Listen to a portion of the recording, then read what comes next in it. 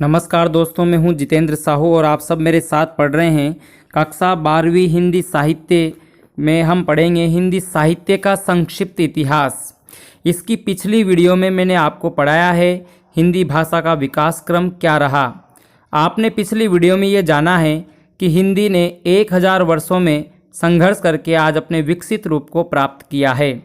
मैंने आपको बताया है कि सन 1000 से पहले अपभ्रंश भाषा थी और आज 1000 से लेकर आज चल रहा है 2020। 1000 से लेकर 2020 ईस्वी सन के बीच हिंदी ने अपना विकास किया है और इन 1000 वर्षों में जो कुछ भी हिंदी साहित्य के रचनाकारों के द्वारा लिखा गया है वह सब हिंदी का साहित्य कहलाता है। और इस हिंदी के साहित्य में जिस कवि या लेखक ने जो कुछ भी लिखा है उन कवियों के द्वारा लिखी गई रचनाएं, उन कवियों का जीवन एवं साहित्यिक परिचय क्या रहा, इन सबको हम हिंदी साहित्य के इतिहास के अंतर्गत पढ़ते हैं। लेकिन किसी भी इतिहास को पढ़ने के लिए उसका वर्गीकरण पढ़ना बहुत ज़रूरी है। आज हम इस वीडियो में ये पढ़ेंगे कि हिंदी साहित्य का काल विभाजन कितने भागों में किया गया, उस काल विभाजन के बाद जो है किस किस प्रवृत्तियाँ जो है अलग अलग काल में रही, इन समस्त प्रवृत्तियों के साथ पढ़ेंगे हिंदी साहित्य का इतिहास।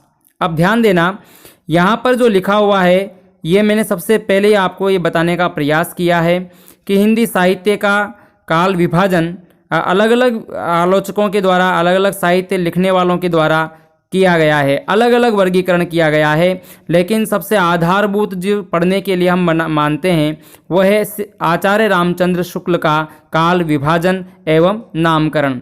सबसे पहले कोई भी हिंदी साहित्य का विद्यार्थी जब हिंदी साहित्य का अध्ययन प्रारंभ करता है तो आचार्य शुक्ल के द्वारा किया गया वर्गीकरण जरूर पढ़ता है। पहले हम आचार्य शुक्ल के बारे में कुछ जान लेते हैं कि उन्होंने हिंदी साहित्य का लेखन इतिहास कैसा लिखा, किस प्रकार से लिखा, फिर हम जो है इस वर्गीकरण को पढ़ेंगे। आचार्य रामचंद्र शुक्ल ने हिंदी साहित्य का इतिहास लिखा सन 1929 ईस्वी में और साहित्य इतिहास परंपरा का सर्वोत्कृष्ट ग्रंथ काशी नागरी प्रचारणी सभा काशी हिंदी शब्द सागर की भूमिका के रूप में लिखा गया। यह साहित्य इतिहास लेखन परंपरा का प्रथम वैज्ञानिक इतिहास ग्रंथ है। यानी प्रथम वैज्ञानिक इतिहास ग्रंथ जो लिखा गया किसके द्वारा लिखा गया? आचार्य शुक्ल के द्वारा। शुक्ल जी ने सर्वप्रथम युगीन प्रवृत्तियों को आधार बनाकर काल विभाजन एवं नामकरण किया। युगीन प्रवृत्तियां क्या होती है? किस युग की, किस समय की क्या विशेषताएं रही है, किस प्रकार का साहित्य लिखा गया है, उन साहित्य की विशेषताओं को ध्यान में रखते हुए आचार्य शुक्ल ने उस युग का नामकरण किया है जो आपके आगे समझ में आने वाला है। भक्ति काल व रीति काल का उप विभाजन आचार्य शुक्ल द्वारा ही किया गया है। आचार्य शुक्ल का काल विभाजन व नामकरण अब देखिए किस प्रकार से है, उन्होंने किस प्रकार से काल विभाजन किया ये आप देख सकते हैं। यहाँ पर आचार्य शुक्ल ने सबसे हिंदी साहित्य के इतिहास को 4 भागों में वर्गीकृत किया है। सबसे पहला आदिकाल जिसको उन्होंने नाम दिया है वीर गाथा काल। पूर्व मध्य काल को 2 भागों में बांट दिया गया, पूर्व मध्य काल एवं उत्तर मध्य काल। ये जो कोष्टक में लिखा हुआ है आचार्य शुक्ल का वर्गीकरण है, तो ध्यान देना। पूर्व मध्य काल को शुक्ल ने भक्ति काल कहा, उत्तर मध्य काल को शुक्ल ने रीति काल कहा और आधुनिक काल को शुक्ल ने गद्य काल कहा। अब इनकी समय सीमा क्या रही? विक्रमी संवत, सन में जब 57 वर्ष हम जोड़ते हैं तो विक्रमी संवत आता है, ठीक है ना।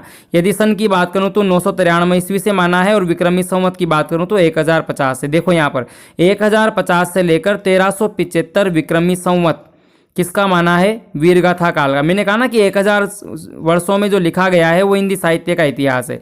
अब इसको 4 भागों में बांट दिया। अब कौन से समय में किस प्रकार का साहित्य लिखा गया उसके अनुसार वर्गीकरण कर दिया गया। इस वर्गीकरण की समय सीमा क्या रही? देखो, वीरगाथा काल की समय सीमा 1050 विक्रमी संवत से 1375 विक्रमी संवत। उसके बाद भक्ति काल की जो समय सीमा है 1375 से 1700 विक्रमी संवत। फिर रीति काल आया और रीति काल की समय सीमा मानी 1700 से 1900 विक्रमी संवत। उसके बाद गद्य काल आ गया जिसका नाम आधुनिक काल है, तो इसकी समय सीमा मानी 19 विक्रमी संवत 1900 से अब तक जो लिखा गया ये हम आधुनिक काल में पढ़ते हैं। हम पढ़ेंगे आधुनिक काल। अब आधुनिक काल में सबसे पहले, क्योंकि 12वीं के जो पाठ्यक्रम में वो है आधुनिक काल, तो आधुनिक काल का भी उपवर्गीकरण किया गया है। अब आधुनिक काल को हम कितने भागों में पढ़ेंगे? मुख्य रूप से 7 भाग मैंने यहाँ पर लिखे हैं। सबसे पहला आता है भारतेंदु युग।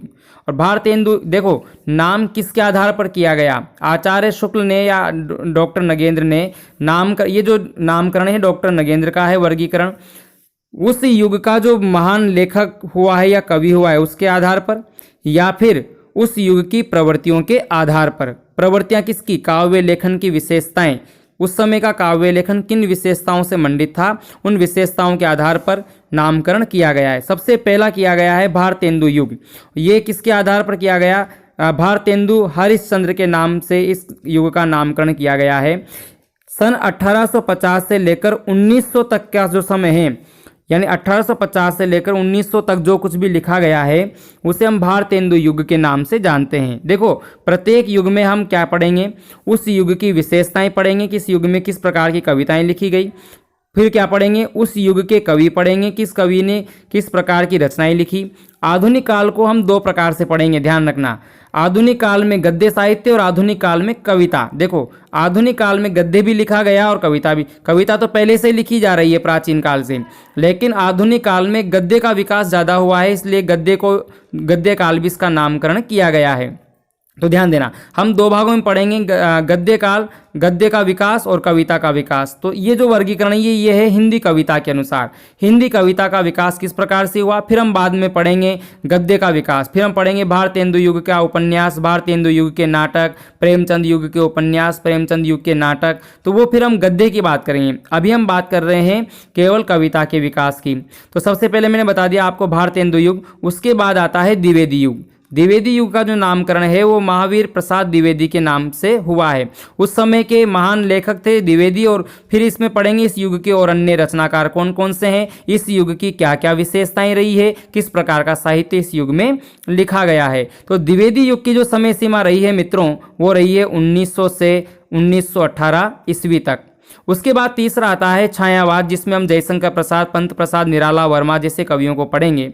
तो छायावाद की जो समय सीमा है वो है 1918 से 1936। इसमें हम पढ़ेंगे छायावाद का नामकरण छायावाद क्यों रखा गया, छायावाद के कौन कौन से 4 स्तंभ हैं, छायावाद की विशेषताएं क्या है और इसमें किस प्रकार का काव्य लिखा गया है। चतुर्थ नंबर पर हम पढ़ेंगे प्रगतिवाद, और प्रगतिवाद की समय सीमा है 1936 से 1943। साहित्य लेखन में किस प्रकार से प्रगति आई, साहित्य लेखन में किन लोगों को स्थान दिया गया, लघु मानव की प्रतिष्ठा की गई और दलित वर्ग, शोषक वर्ग के पक्ष में कविताएं लिखी गई, उनका उद्धार करने के उद्देश्य से कविताएं लिखी गई। प्रगतिवाद में हम देखेंगे मार्क्सवादी विचारधारा की प्रधानता है। दुनिया के मजदूरों एक हो जाओ, तुम्हारे पास खोने के लिए कुछ नहीं, पाने के लिए सब कुछ होगा। तो मार्क्सवादी विचारों को लेकर नवीन प्रगति की ओर साहित्य आगे बढ़ा। साहित्य में जो है प्रशंसा नहीं लिखी गई, साहित्य में मजदूर वर्ग को चेतना, उनको जागृति के लिए साहित्य लिखा गया। आम जनता के हितार्थ जो कविताएं लिखी गई, आम जन सुखी रहे इस उद्देश्य से क्रांतिकारी कविताएं लिखी गई। तो ऐसी कविताएं प्रगतिवाद के अंतर्गत आती है। उसके बाद हम पढ़ेंगे प्रयोगवाद, जिसका श्रेय अज्ञेय को जाता है। और इस प्रयोगवाद का जो रचना काल रहा है या जो समय रहा है, काल विभाजन, वो रहा है 1943 से लेकर 1954 तक। उसके बाद फिर कविता में और नई प्रवृत्तियां आ गई और नई प्रवृत्तियां आने के कारण इसे नई कविता नाम दिया गया 1954 से लेकर 1960 तक। और फिर 1960 के बाद जो भी कविता या काव्य साहित्य लिखा गया तो उसका नाम दिया गया साठोत्तरी कविता। देखो साठोत्तरी कविता का नामकरण साठोत्तरी क्यों किया गया? 1960, 60 प्लस उत्तर से शब्द बनता है साठोत्तर, यानी उत्तर का मतलब होता है बाद में। 1960 के बाद में जो भी लिखी गई कविताएं हैं उसे साठोत्तरी कविता कहा गया। और साठोत्तरी कविता का जो समय है 1960 के बाद का समय है। तो ये था आधुनिक काल और आधुनिक काल का वर्गीकरण। इसमें से हम एक एक युग का अध्ययन करेंगे। पहले पढ़ेंगे भारतेंदु युग, फिर पढ़ेंगे द्विवेदी युग, छायावाद, प्रगतिवाद, प्रयोगवाद, नई कविता और साठोत्तरी कविता। प्रत्येक युग की विशेषताएं पढ़ेंगे, प्रत्येक युग के कवि पढ़ेंगे, उन कवियों के द्वारा लिखी गई रचनाओं का हम अध्ययन करेंगे। यह है हिंदी साहित्य का इतिहास। तो मैं समझता हूं कि आपको हिंदी साहित्य का इतिहास जो हम पढ़ने जा रहे हैं उसकी पूरी भूमिका समझ में आ गई होगी, किस प्रकार से हम हिंदी साहित्य के इतिहास का संक्षिप्त रूप से अध्ययन करेंगे। तो इस वीडियो के लिए इतना ही। धन्यवाद। यदि आप हमारे चैनल पर नए हैं तो वीडियो को लाइक, शेयर एंड सब्सक्राइब जरूर कर लें ताकि आने वाली वीडियो आप तक पहुंच सके और आप इस हिंदी साहित्य के इतिहास को क्रमबद्ध तरीके से सरल एवं सहज तरीके से पढ़कर अवबोध कर सकें।